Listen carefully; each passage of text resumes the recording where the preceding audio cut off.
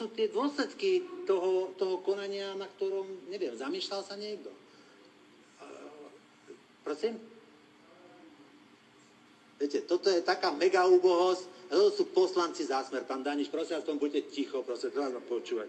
A ja k téme hovorím, Páni poslanci, o čom hovorím, prosím vás. takisto jak pán poslanec Vašečka, aj pán poslanec, ja vás poprosím, aby ste nediskutovali, aby ste sa prihlásili faktickou poznámkou. Toto, milujem tieto poznámky tu na týchto naozaj ľudí v obraze, ktorí sú. Naozaj to milujem. Prosím, vydržte to, mňa tu zvolili, vás tu doniesli, prosím vás. Dobre, tak to vydržte. Sedte tu ticho a počúvajte a buďte radi, že vám príde výplata, prosím vás. To je normálne sen. Na mňa sa, už sa do mňa nenavážajte, dobre? A úcte k vášmu veku, prosím vás, dobre?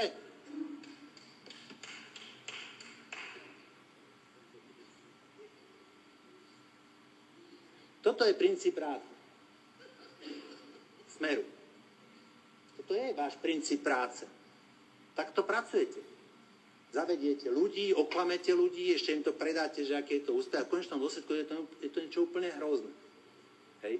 Premiér podpísal nedôstojne, ešte ani nie, že s prezidentom USS Steel, ale s viceprezidentom USS Steel. Viete, to je výrazom, by som povedal, toho, že za čo nás majú.